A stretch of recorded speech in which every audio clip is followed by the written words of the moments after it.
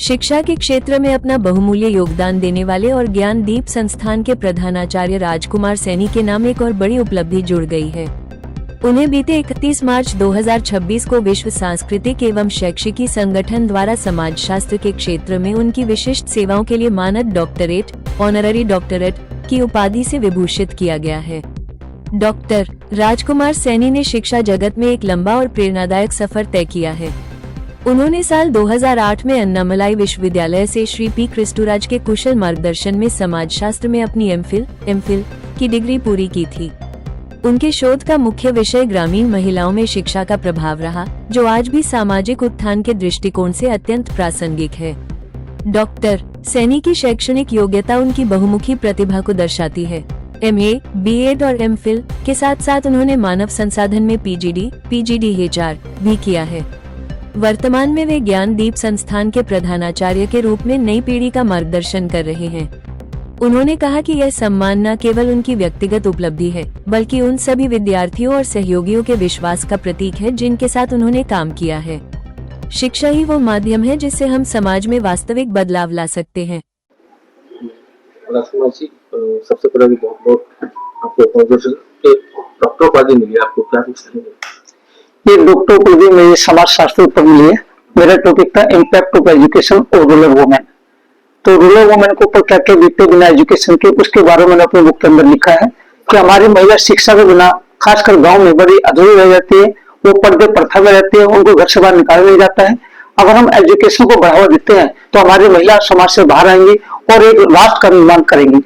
एक पढ़ी लिखी महिला होना बहुत जरूरी है। अगर हमें अपने देश को आगे बढ़ाना है, अपने समाज को आगे बढ़ाना है, तो हमारी महिला का शिक्षित होना जरूरी है।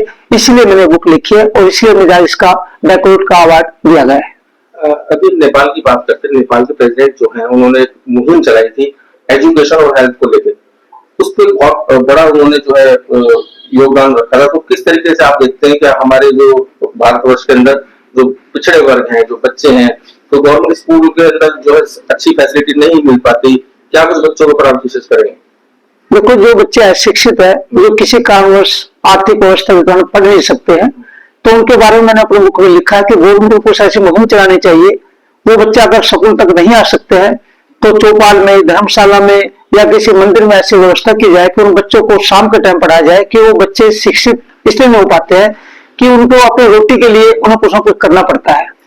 अभी हरियाणा सरकार की एक मुहिम चली थी जिसमें BPL जो वर्ग के, जो पिछड़े वर्ग थे, जिसमें मुहिम के अंदर जो बच्चे हैं उनको सही एजुकेशन नहीं मिल पा रही, क्योंकि वो भी चाहते हैं कि हम प्राइवेट स्कूलों में जाए और पढ़े, मगर सारी फैसिलिटी मिलने के बावजूद भी बच्चे वहां तक नहीं पहुंच पा रहे। उसके लिए आप क्या कुछ करेंगे? देखो, मैं कहना चाहता हूँ कि प्राइवेट स्कूल से ज्यादा पढ़ा लिखा व्यक्ति जो टीचर होता है वो सरकारी स्कूल में होता है। प्राइवेट स्कूल में जो शिक्षक होता है वह भी एजुकेशन ले रहे होते हैं, लेकिन गवर्नमेंट स्कूल में शिक्षक होगा वो कम से कम B.Ed जरूर होगा। तो गवर्नमेंट स्कूल की तरफ अगर सरकार ध्यान दे तो वहां शिक्षा देने वाले शिक्षक ज्यादा होंगे। प्राइवेट स्कूल को महत्व कम दे, गवर्नमेंट स्कूल को ज्यादा दे। तो गवर्नमेंट स्कूल में जो भी शिक्षक होते हैं वो सारे एजुकेटेड होते हैं। तो भारत सरकार को चाहिए, हरियाणा सरकार को चाहिए कि गवर्नमेंट स्कूल की तरफ ज्यादा ध्यान दे ताकि पिछड़े वर्ग के बच्चे भी उसमें पढ़ सके। गुड़गांव आज बहुत बड़ा शहर बन चुका है। गुड़गांव की आबादी आजकल बहुत दुगनी हो गई है, क्योंकि बाहर के बच्चे भी उसमें आने लगे हैं। तो मैं गुड़गांव का विशेष तौर पर हरियाणा सरकार से ये कहना चाहूंगा कि गुड़गांव के अंदर शिक्षा का संस्थान ज्यादा से ज्यादा खोले जाए, गवर्नमेंट स्कूलों की तरफ ज्यादा ध्यान दिया जाए। सरकार को चाहिए कि गवर्नमेंट स्कूलों के अंदर पानी की व्यवस्था, बैठने की व्यवस्था, पंखे कूलर की व्यवस्था और एक अच्छे शिक्षक की व्यवस्था होनी चाहिए। इस तरफ हमारी हरियाणा सरकार को ज्यादा ध्यान देना चाहिए। हमारी हरियाणा सरकार आजकल विशेष तौर पर प्राइवेट स्कूलों तक ध्यान दे रही है।